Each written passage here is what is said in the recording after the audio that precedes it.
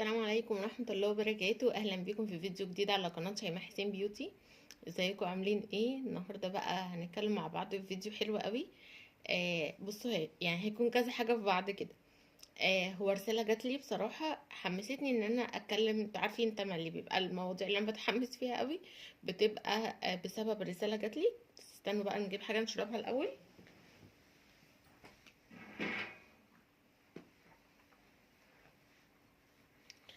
انا عاملة ايه؟ شاي. اتفضلوا معايا عشان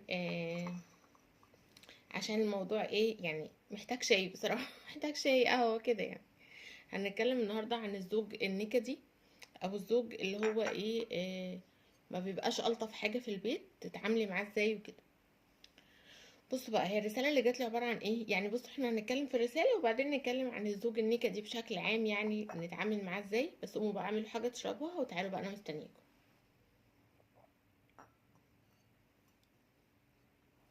بصي بقى يا ستي، اللي بعتت لي الرسالة بتقولي ان هي متجوزة بقالها كتير ومعاها ولاد ما شاء الله. وولادها تقريبا يعني كبار شوية، يعني نقوله مثلا خلاص في سن المدارس وكده. فهي ان هي جوزها بتوصفه بان هو نرجسي وبيعمل عليها صمت عقابي الاتنين. آه، تمام. بيعملها وحش. بياخد مرتبها، هي بتشتغل وهو بياخد مرتبها، رغم ان هو مرتبه كويس بس برضه بياخد مرتبها. بيسيب لها جزء بسيط جدا جدا من مرتبها. وكمان الجزء البسيط ده بيخليها تشيل بيه اعباء معينة في البيت. وكمان مامته معاهم في نفس العمارة يعني. ولما بينزل لمامته، مامته بتعاملها وحش جدا. ولما بينزل لمامته، مامته بتبتدي يعني تغيره على مراته، بيطلع متعصب عليها وكده. فهي كارهة العيشة وكارهة الحياة، وكانت بتتعامل معاه بكل يعني طيبة وبكل شفافية، واللي هو احنا يعني ده جوزي والمفروض هتعامل معاه احسن حاجة يعني. ف ف وبيحاول ان هو يوقع بينها وبين مامته. مامته مش بتحبها. وبرضو عازلها عن كل، يعني عن كل اصحابها، عازلها عن كل اهلها، عازلها عن كل يعني مش مخليها ان هي تحتك بحد ولا تعرف حد غيره. وهي فسرت ده بان هو النرجسي كده، هو النرجسي بيعمل كده، بيحب ان هو ما يخليكيش ليكي اي صحاب، ليكي اي حياة تانية غير معاه هو. وبيحب ان ما يكونش ليكي اي دخل او اي فلوس معاكي، عشان ما تستقويش عليه وتفضلي طول الوقت مذلولاله ومحتاجاله ومقهوراله والكلام ده كله. انا بقى بصراحة يعني انا ما بحبش، انتوا عارفين ما بحبش المصطلحات دي. يعني هي ممكن تكون ما سمعتش فيديوهات قبل كده، بس انا عموما ما بحبش المصطلحات دي. ما بحبش حكايه ان ده نرجسي ولا مش نرجسي ولا الكلام الفاضي ده. لان الكلام ده بيخرب بيوت، والكلام ده انا ما بحبوش لسببين. اول حاجه، ان هو ده بيبقى بني ادم هو يعني. بيبقى في ناس معينه، عارفه لو بيقولك اللي يلاقي الدلع وما يدلعش يبقى حرام عليه. واحد لاقي واحده بتقول له ماشي على كل حاجه، مش هيتحكم زياده ليه. مش موضوع نرجسي ولا غير نرجسي، هو في راجل، في ست بتعرف تفرمله او تخلي ان الموضوع ما يزيدش لما تلاقيه سايق في الهبل كده. تخليه ان هو لا ده ينفع وده ما ينفعش، ونبتدي كده نحط النقط على الحروف عشان نعيش حلوين مع بعض. وفي راجل الست سايباه، فكل ما بتسيبه في حاجة بيقول بيشيلها اعباء اكتر، او بيتحكم فيها اكتر في حاجات مش من دوره ان هو يتحكم فيها اصلا. فهو الفكرة مش في الراجل، الفكرة في الست اللي قصاده. ده اولا. ثانيا كل ما الواحدة بتقول ده انا اللي معاه ده نرجسي، فبتحس ان هي ايه، فقدت الامل وفقدت ان هي تحاول. عارفين فكرة ان هو ايه، لا حاولي يا حبيبتي وهقولك على ازاي تتعاملي معاه. لا لا، هو نرجسي. فخلاص بتبقى قفلتها بقى، اللي هو يعني ايه، انا كده هعيش بقى تعيسة. بتدي اللي بيقولوا الكلام بتاع الزوج النرجسي والزوج اللي كده وملوش حل. وهي واحدة مثلا مش هتعرف تنفصل لأي سبب من الأسباب، فهي هتفضل عايشة معاه، وإن هي مكتئبة ومتنكدة وحاسة إن هي خلاص عايشة في جحيم، عايشة مع يعني مع هولاكو. اللي هو حد مش هينفع ان انا اظبط فيه، اصل هو نرجسي. يا جماعه بجد والله العظيم انا كل مره بقول الكلام ده، بس بجد والله حرام، يعني حرام علينا، حرام على اللي بيقولوا الكلام ده واللي بيروجوا له، وحرام على اللي بيستسلم للكلام ده وبيصدقه. مفيش راجل كده، يعني مفيش راجل، يعني في راجل طباعه وحشه ايا كان اسمه ايه، واحد مش محترم قولي عليه انسان مش محترم، ما تسميهوش اسامي. واحد مش محترم انت تخليه محترم بالطريقه كويسه وبالطرق. يعني انا كلمتكم كذا مره ان يعني انا لما جيت قلت لها هو انت ليه اصلا قلت له على مرتبك من الاول؟ وليه من الاول فكره ان انت تديله مرتبك؟ يعني الاسلام سبحان الله عامل للست ذمه ماليه خاصه بيها، فليه الست اصلا من الاول خالص تدي جوزها مرتبها؟ يعني ليه؟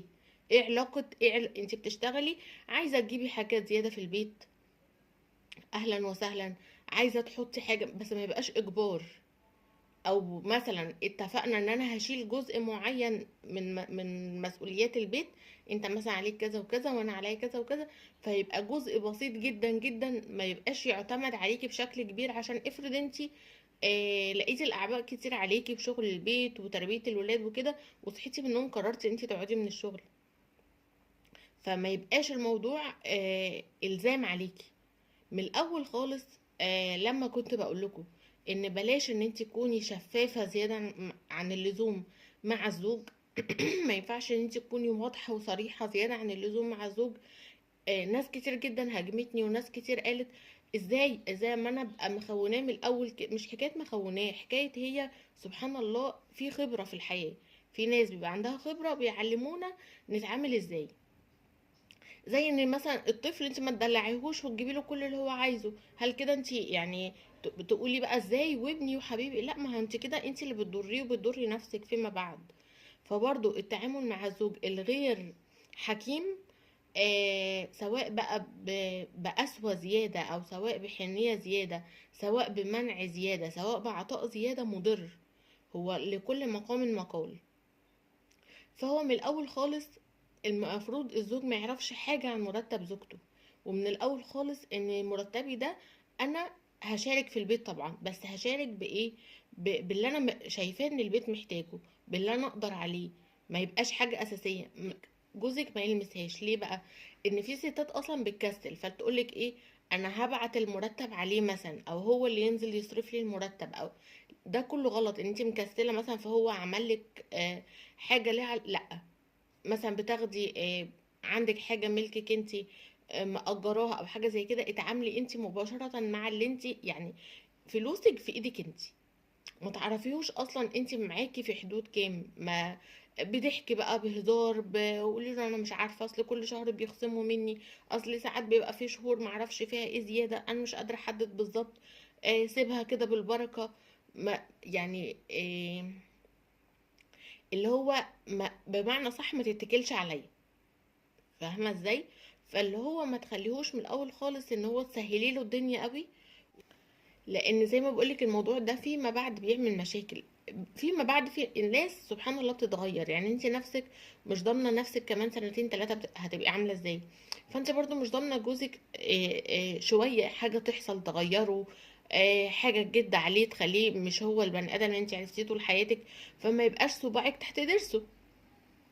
فاحنا من الاول نحط حدود ونحط النقط على الحروف، اللي هو آه وبالمسايسة وبالحنية وبالدلع وبكل حاجة، وخليكي ايه ثابتة على موقفك. فما تخليهوش يخليكي تعملي حاجة انت مش حابة تعمليها، حتى لو بطريقة التلقيح، حتى لو بطريقة الزن عليكي، حتى لو بتكشيرته وقلبة وشه، ولا يفرق معاكي. اضحكي انت وفرفشي وقولي له مالك ومعرفش ايه، وفك كده انت قلب بوشك يا عم، ايه الراجل اللي انا طول عمري اسمع عن الراجل النكدي اول مره اشوفه، ما تفك كده انت مالك قلبت سيد القماص كده ليه؟ فاهمه؟ فكي الدنيا، ما تاخديش الدنيا على اعصابك وتقعدي بقى وايه وتقولي له لا الذمه الماليه للزوجه. الكلام ده احنا نقوله مع بعض، لكن معاهم هم ما تدخليش للراجل بسكه الايه المنطق والعقل والكلام ده. ممكن مره واحده كده على فترات نحط نقط على الحروف، وبعدين ايه زي ما بقولك لا يا حبيبي ده خيرك انت اللي يبقى في البيت ده الرجاله يقولك مثلا ما كل صحابي مثلا مراتاتهم بتديهم مرتبها، اقول له لا يا حبيبي كده، راجع صحابك دول شوفهم رجاله بجد ولا ايه. لا طبعا، بس انت ما تجيش منك حاجه زي كده، اللي هو بصي يجيلك كده تعالي له كده. المهم ان انت تعملي اللي انت حابه تعمليه، وما تخليهوش يضغط عليك ان انت تعملي حاجه مش حباها. فكره ان هو يقطعك عن اهلك، يقطعك عن صحابك، انت برضو اللي بتستسهلي، انت اللي بتبقي مش عايزه مشاكل من الاول. ما تزعليش مني، ما في ست يعني لسه النهارده والله الصبح واحده مكلماني سابت الدنيا لجوزها على الاخر في كل حاجه، ضغط عليها في كل حاجه حرفيا، وسمعت كلامه في كل حاجه، وجت على نفسها في كل حاجه، ودلوقتي هي مش طايقه تقعد معاه، عايزه تطلق. يعني سايبان هو يعني حاجات ما تتعملش، لدرجة ان هي حتى الخلفة حرمها منها. ف... فتخيلوا حاجة زي كده، وان هي تسكت تسكت تسكت لحد ما تيجي في لحظة لا انا عايزة اتطلق خالص بقى. طب ما يا بنت الحلال، ما كان من الاول نحط النقط على الحروف ونعمل خناقة خناقتين، مش مشكلة. لكن ليه افضل ساكتة وصابرة ومستحملة ومستسلمة وانا كاتمة جوايا، والطرف التاني ما يعرفش حاجة عن اللي انا فيه اصلا؟ يعني هو زوج ما يعرفش ان انت واصله للمرحله دي، هو هيعرف منين ان حاجه زي كده بتضايقك غير ان انت تعبري عنها؟ فليه تسيبي نفسك في تراكمات تراكمات لحد ما تقفلي من الشخص نهائي كده؟ ما ده مش صح. ما يعني مش دي افضل طريقه للعيشه. لا، افضل طريقه ان انا احاول مره ازن. يعني بصي، الحاجه اللي انت عايزاها ما تسيبيهاش، مره بالخناق، مره بالمحايله، مره بالدلع، مره بالنكد، مره بالزن، كده لحد اما توصلي لحل للمشكله اللي انتوا فيها. لكن ولا تستسلمي ان هو يقطعك من اهلك، ولا تستسلمي ان هو يقطعك من صحابك، ولا تستسلمي ان هو ياخد فلوسك، ولا تقولي كلمه نرجسي على لسانك دي تاني. ليه؟ لان دي هي اللي هتخليكي تستسلمي. هتقولي هو كده، هو ربنا خلقه كده فانا هستحمل كده. لا، مش حل. ليه دخله؟ كل راجل ليه دخله معينه. لو ملوش دخله يا ستي، انا زي ما بقولك انت ما تسهليلوش حاجه زي كده. مش عايزني اروح عند صحابي، طب خلاص اخليهم هما يجولي كده. مع الوقت هيفك ويتعود ان انت ليكي صحاب وكده، فمره تروحي لهم. بس اهم حاجه تكوني مختاره ناس محترمه، ويكون هو الحاجات اللي انا بقولك فيها دي ان انت تناقشيه فيها وتحاولي ما تستسلميلوش لما يكون حاجه ما عندوش حق فيها. لكن مش تعملي كده في حاجه هو الراجل اللي عنده حق فيها، مثلا مش مخليكي تروحي عند ناس معينه عشان هو خايف عليكي وعارف ان الناس دول بيأذوكي. فانت فانت ميزي بعقلك الاول، هل اللي هو بيقوله ده المفروض ان هو فعلا عنده حق فيه واسمع كلامه فيه؟ تمام. حسيت ان هو لا بيعمل كده عشان يقهرني ويضايقني وابقى في الاخر انا مخنوقه منه ومش طايقاه، يبقى لا، من الاول نحط النقط على الحروف. فلما الزوج يضغطك ويضايقك ويزعلك، خدي وقتك في الزعل. مش بقولك تملي بقى ابتدي بقى اعملي الحاجات اللي انا بقولها لك دي، لا، خدي وقتك في الزعل. خدي يومين كده زعلي فيهم براحتك، عيطي واعملي وانزلي هاتي شوكليت وهاتي بقى في كولا وبيك تايجر، واقعدي كده اعملي قعده حلوه كده لنفسك وروقي دماغك على الاخر. اشتمي عليه في سرك من هنا لسنتين قدام. خلاص خلصت، خرجتي يعني طاقه النكد كلها اللي كانت جواكي وحسيتي ان انتي روقتي شويه. نبتدي بقى ايه؟ نصلح بازاي؟ الرجاله سبحان الله ليها دخله. يعني فاكرين الفيديو اللي انا نزلته لكم قبل كده اللي هو بتاع مكر النساء وكده؟ الست اللي هي كانت متجوزه الحجاج، والحجاج عمل اسفين بينها وبين جوزها، وجوزها بعد كده قلب عليها. هي عملت ايه؟ هل قعدت تعيط واتنكدت وقالت له ليه وانا ذنبي ايه ان انا كنت متجوزه قبل كده؟ اما انت مش عايز واحده متجوزه قبل كده اتجوزتني ليه؟ وقلبتها دراما. ولا الست عملت ايه؟ وقعت العقد، معرفش عملت ايه في الفستان، حركات بتاعت الستات دي، والدنيا فكت والدنيا بقت حلوه ومفيش حاجه. فهو الفكره كلها في ان انا ما اقلبهاش دراما، يعني ما بقاش دراما كوين واحس ان انا انا عايزه نكد بقى. لا، انا عايزه حل. فخلصتي زي ما بقولك، خدي وقتك في الحزن خالص، مش معترضه، خدي عيطي زي ما، اشتمي عليه زي ما انت عايزه. اشتمي عليه في سرك كتير براحتك، محدش سامعك اصلا، لحد اما تصفي كده وتهدي. وبعدين بقى بيضحكي في وشه وتدلعي عليه، وبرده خدي اللي انت عايزاه. يعني ما تسيبيش الدنيا لحد اما مش ان انت خلاص مجرد ما اتصالحتوا خلاص تسيبي حقوقك. لا، انت بتتصالحي وبتدلعي وبتعملي عشان هو يديكي حقوقك كامله، وانت تديله حقوق كامله. احنا مش بنقول ان الست تيجي على الراجل، لا، احنا بنسعى ان احنا نبقى اسره صحيه. عايشين براحة نفسية. انتي آه بتحني عليه، بتديله حقوقه، بتهتمي بيه، بتهتمي ببيتك، بتهتمي بولادك، قايمة بكل واجباتك.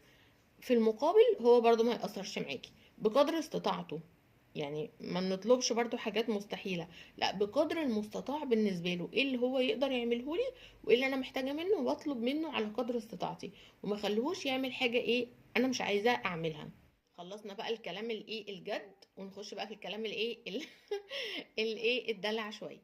بصوا بقى، زي ما بقول لكم، الحل كان بتاع الست اللي هي كانت متجوزه الحجاج واتجوزت الراجل التاني، وكلمنا بقى الكلام الجد وحطينا كده النقاط على الحروف. لازم انت بقى حالتك النفسيه تكون حلوه. يعني انت حالتك النفسيه لما هتكون حلوه وهتكوني في منتهى الدلع كده قدامه، اولا سبحان الله الراجل حسي بصري. في موضوع ان انت تشتغلي على الحواس بتاعته دي، ان هو يشم ريحة حلوة، يشوف شكل حلو، الحاجات كلها اللي ليها علاقة بالحاجات الحسية دي مهمة جدا جدا. يعني للأسف في ستات كتير مش عارفة قيمة نفسها ومش عارفة قيمة جمالها، أو مش عارفة قيمة تأثيرها كست على الزوج ايه. زي ما قلت لكم الست اللي هي كانت متجوزة الحجاج دي يعني حلت الموضوع بجد بمنتهى البساطة، بس بحرفنة، يعني فاهميني. ف...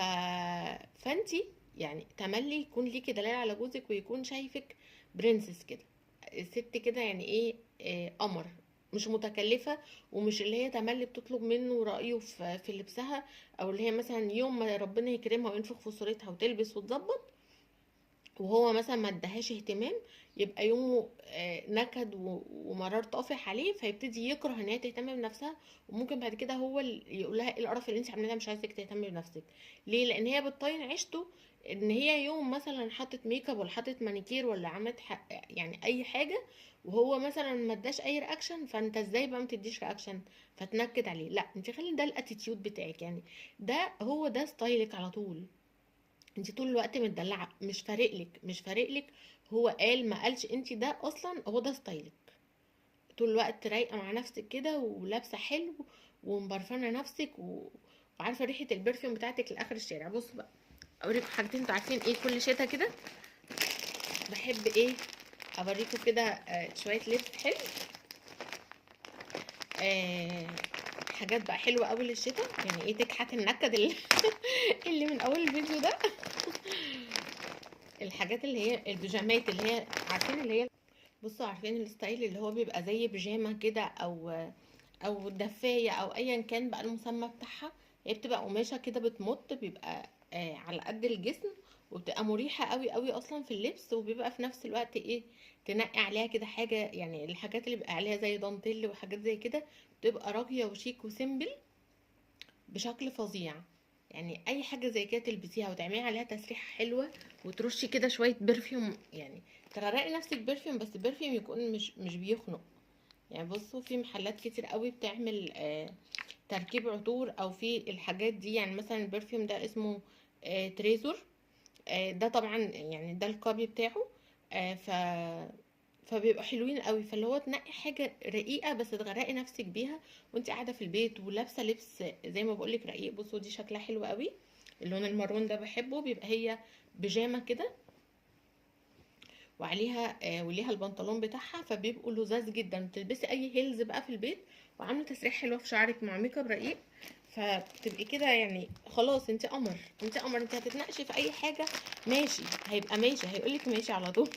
لو انت مبتسمه ولابسه حلو وريحتك حلوه وقاعده رايقه كده وراسيه، ما بتلاقي ايه، يعني زي ما بقولك اللي هو فهو سبحان الله ان الست اللي بتعرف قيمة نفسها وبتعرف تستغل جمالها وانوثتها كويس، ده بيأثر قوي مع بيأثر قوي مع شريك الحياة، وبيأثر في تلقيه كلامها وطريقتها وكده. اللي هو بتعرف الدخلة زي ما بقول لكم، مش اللي هو مجرد ان انا هتخانق معاك وهتناقش وهبقى حادة في كلامي، غير خالص لما تكوني لابسة حاجة كده لذيذة وحاطة برفيوم حلو وقاعدة تتكلمي بهدوء، هيسمعك يعني. طبيعي انت نفسك انت كست ولاقيه واحده مثلا بتتكلم بطريقه حلوه، رقيقه كده في كلامها، اموره ولابسه حلو كده، مش اموره شكلا، اللي هي يعني مهتمه وعارفه تنسق نفسها كويس وعارفه تظبط نفسها كويس، فبتحسي انت قاعده مستمتعه وانت بتسمعيها، صح ولا لا؟ فما بالك بقى بالزوج. يعني انتوا عارفين ان هو مفيش حاجه ممكن تطير عقل الرجل الحازم العاقل ده غير الست. فليه ما تستغليش حاجه زي كده؟ وليه تخربي على نفسك وتخربي بيتك وتعيشي في نكد، وانت اصلا ممكن يبقى في حياه حلوه جدا ليكي ولولادك ولزوجك نفسه، وتملي البيت ده باستقرار وبهدوء وبراحة نفسية وببركة. ما ده كله ربنا هيأجرك عليه، يعني ده كله مش هيبقى هيضيع هباء. يعني الست اللي بتستسلم للنكد وتقول انا عايشة في نكد، ما ده في حد ذاته انت بتنكدي على نفسك وبتنكدي على جوزك وبتنكدي على اولادك وبتضيعي عليهم لحظات حلوة قوي ممكن يعيشوها في استقرار وفي هدوء في البيت. فحاولي، يعني حتى لو الحاجة ما اتعملتش، ربنا عز وجل هيشوف ثمرة محاولتك دي وهيعوضك، حتى لو مش في موضوع الزوج نفسه، هيعوضك في حاجات تانية. وهيعرف ان انت كان يعني ربنا مش بيضيع تعب حد عموما. فالمحاولات بتاعتك هتجيب نتيجة ايا كان النتيجة دي شكلها ايه. بس ربنا عز وجل والله يعني عمر ما ربنا بيضيع تعب حد. كل محاولات انت بتحاوليها ربنا عز وجل هتلاقيه هيديكي ثمرتها، ايا كان ثمرتها دي جايه ازاي. ما تستخسريش في نفسك، ما تكسليش، ما تقوليش لا هو انا اصلا هو الراجل ده ينفع يتلبس له حاجه ولا تعمل له حاجه. حاولي مش هتخسري حاجه. فبصوا بقى دي التانية، دي بيبقى برضو عليها زي دانتيل كده، هي دي حلوه جدا. يعني لما نزلتها لكم على القناه التانية قلتولي ان يعني حد كتب لي في التعليقات ان دي ممكن تبرد وكده. هي ممكن تبرد لو الجو برد اكتر من كده، بس لو لبستي عليها روب بتبقى حلوه. وبتبقى حلوه ممكن لايه، لاخر اليوم كده وانت قاعده قدام انت قاعده قدام التلفزيون في قعده روقان، فبيكون جميله. هي عليها دانتيل كده من اي بقى اكسسوارز. السلاسل اللي هي زي ظهر الحيه دي تبقى حلوه قوي عليها، اي سلسله يكون شكلها رقيق كده مع الدانتيل ده هيكون حلو قوي. وهي كمان استنى اوريكم كمان البنطلون بتاعها. بصوا البنطلون بتاعها نفسه من تحت برضو في حته، فلو لابسه خلخال او لابسه على هيلز او حاجه برضو بيبقى شكله جميل جدا. وفي حاجه تاني بقى عايزه اوريها لكم بجمله بقى الايه الدلع والحاجات دي. انتوا عارفين الشتا بيبقى حابب المخمريات والحاجات اللي ريحتها حلوه، وبتبقي طبعا لابسه كذا قطعه فوق بعض، فبتبقي حابه جسمك من جوه يكون ريحته حلوه ويكون مترطب وكده. فدي مخمريه حلوه جدا. دي مخمرية أرجان. بصوا هي في منها الجليتر اللي فيها أو الشمر اللي فيها ده سيلفر، وفي منها ذهبي. بصوا مش عارفة بقى باين ولا لأ، أنا زودت الكمية شوية عشان يبان في الكاميرا. بس هو ايه، ريحتها تحفة، ريحتها حلوة قوي قوي قوي قوي، يعني ريحتها جميلة جدا. عند نفس البنوتة اللي منها البيجامات. بس بجد تحفة، مش قادرة اوصف لكم بقى تأثيرها عامل ازاي وثبات ريحتها عامل ازاي. مش عارفه باين ولا لا. بس هو الجليتر بتاعها مش من النوع اللي هو بسيط. يعني لو انت بتحبي الشمر بسيط يبقى حطي نقطه صغيره خالص، لان لو حطيتي نقطه كويسه لا الشمر كتير قوي. ف او الجليتر ده يعني كتير. فبس كده، يا رب بقى يكون الفيديو عجبكم النهارده واشوفكم بقى في فيديو جديد ان شاء الله. وطبعا اي حد عايز يبعت لي اي رسائل او استشارات على الانستجرام بتاعي فري طبعا، وببقى يعني بوصل معاكم ان شاء الله باذن الله الحل. بس بتمنى ان اللي يحكي لي حاجه يحكيها لي كامله. عشان ايه، انا بحب افتح الرسائل مره واحده يكون كل الرسائل مكتوبه قدامي، فانا اروح ايه رده كل الرد، ما تبقيش معلومه او ما تحكيليش جزء وتسيبي لي جزء، عشان مش هعرف اجاوبك. يعني تملي بفضل الله سبحانه وتعالى، يعني من كرم ربنا ورحمته علينا، ان لما حد بيبعت لي الموضوع كامل من كل الزوايا، فلما بقول له الحل بيقولوا لي انت ازاي عارفانا كده، انت اكنك عايشه معانا في البيت وانت قلتي لي فعلا. يعني انت عرفتي، اكنك عارفه دماغه كويس وعارفه ايه اللي بيحصل. وفعلا المواقف اللي انت بتحكي لي عليها دي كنت اقول لها مثلا حتى هتلاقي لو عملتي له كذا هيقول لك كذا، بتقولي انت اكنك يعني عارفه فعلا هو اللي انت بتحكيه ده بيحصل بالظبط. على العكس بقى من حد يكون قايل لي معلومتين ومش مكمل لي الموضوع. فانا ما بعرفش ارد عليها، بقول لها انا حاسه ان في حلقه مفقوده في حاجه مش مفهومة في الكلام، في حاجة غلط حصلانة او في حاجة انت عملتيها او في حاجة تاني حصلت انت مش حكيها، افضل بقى اسال كتير فتسرسب لي في المعلومات. فلا، بما انك انت عايزه تستشيريني وعايزه رايي، فاحكي لي الموضوع كامل، وانا والله زي ما بقول لك اول ما بلاقي نفسي فاضيه بروح فاتحه وارد على كل رسائل مره واحده. فربنا يا ربي. ودي حاجه سبحان الله بحس ان على فكره كتير جدا والله ما بيبقاش متخيله ان انا ممكن هرد الرد ده مثلا، او ان انا هعرف اقول كده. بحس ان سبحانك يا رب ان ربنا علمان بالبنت اللي بتكلمني، وان ربنا جعلني سبب مش اكتر يعني. بلاحظ ان قلت كلام انا ما كنتش متخيله ان انا، او ما كانش في بالي اقول كده اصلا، بس اكن ربنا سبحانه وتعالى يعني بيخليني اقول كده، مش عارفه ازاي، بس هو سبحان الله بيحصل كده. فبيبقى مجرد ان انا ببقى سبب مش اكتر يعني. فزي ما بقولك قولي بس انت الموضوع بكل صراحه، وما تطلعيش مثلا زوجك غلطان او حماتك غلطانه وانت لا، احكي انت عملتي ايه وهو عمل ايه، واحكي لي كل التفاصيل. هتلاقيني باذن الواحد الاحد ان شاء الله هرد عليكي بمنتهى الصراحه. ولو حاجه طبعا انا مش عارفاها هقولك مش عارفاها. وبس كده يا رب بقى يكون. وطبعا كل ده على الانستجرام، وهحط لكم لينك الانستجرام ان شاء الله باذن الله في صندوق الوصف هتلاقوه تحت الفيديو. وبالنسبه للبيجامات والمخمريه برضو دول من جروب تقل بتعامل معاها على طول، ما شاء الله حاجتها حلوه جدا. هحط لكم اللينك بتاعها برضو في اول تعليق ان شاء الله. ويا رب يكون الفيديو عجبكم، اشوفكم في فيديو جديد ان شاء الله. السلام عليكم ورحمه الله وبركاته.